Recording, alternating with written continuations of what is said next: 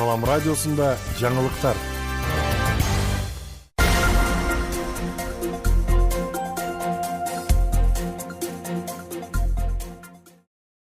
Саламатсызбы, ардактуу угарман жана көрүүчү, сиздер менен жаңылыктар түрмөгү, аны мен Жаңылай Хамитбай кызы тааныштырам. Баткенде издөөдө жүргөн жаран Чүй облусунан кармалды. Баткенде мамлекетке өткөрүлгөн унааны кайтарып берүүнү убадалап, алдамчылыкка шектелген Ысык көл облусунун 41 жаштагы тургуну кармалды. Бул тууралуу облустук милициянын басма сөз катчысы билдирди. Маалыматка караганда, кармалган жаран Баткен районунун 44 жаштагы тургунунун райондук сот тарабынан конфискацияланган автоунаасын чыгарып берем деп ишеничине кирип 280 миң сом акчасын алган. Кийинчерээк ал изин жашырып качып кеткен. Бул факты боюнча 10 январда Баткен шаардык ички иштер бөлүмүнө жазык кодексинин алдамчылык беренеси менен сотко чейинки тергөө иштери башталып, издөө иши ачылган. Учурда кармалган жаран убактылуу кармоо жайына киргизилип, тергөө иштери уланууда. Баткенде 2 тоннадан ашык тоок этин аткезчилик жол менен алып кирүү аныкталды. Бул тууралуу мамлекеттик бажы кызматынан билдиришти.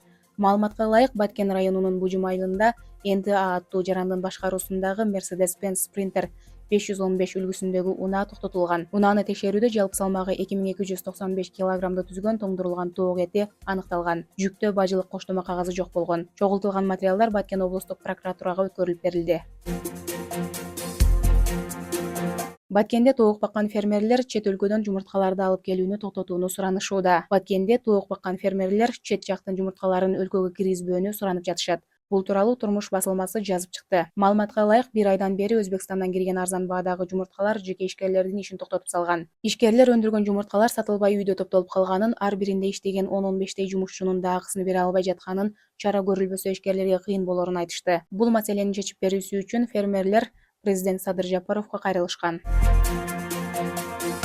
Баатыр элим Баткеним аталышындагы Куттуу эл республикалык улуттук форуму өттү. Форум мамлекеттик катчысы Сүйүнбек Касманбетов, президенттин Баткендеги өкүлү Абдикерим Алимбаев баштаган жергиликтүү жетекчилердин катышуусунда Баткен облусунан чыккан мамлекеттик ишмерлердин айкелине гүл коюу аземи менен башталды.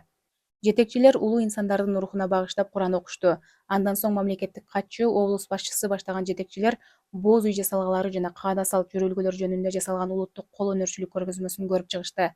Иш-чаранын алкагында 100 манасчы манас айтты. Форумдун расмий бөлүгү Жайнаков атындагы облустук драма театрында башталып, театрдын артисттери Баткен жергесинен чыккан белгилүү инсандардын кыргыз мамлекетин түптөөдөгү эмгектери тууралуу сахналаштырылган композициясы тартууланды.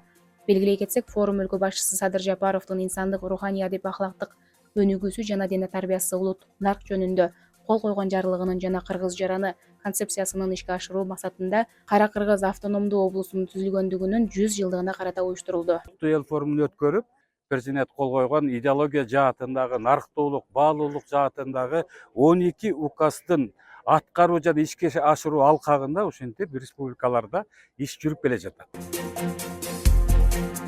Кадырман угармандар, сиздер менен жаңылыктар түрмөгүн мен Жаңылай Хамитбай кызы тааныштырдым. Кайрадан амандашканча сак саламатта туруңуздар.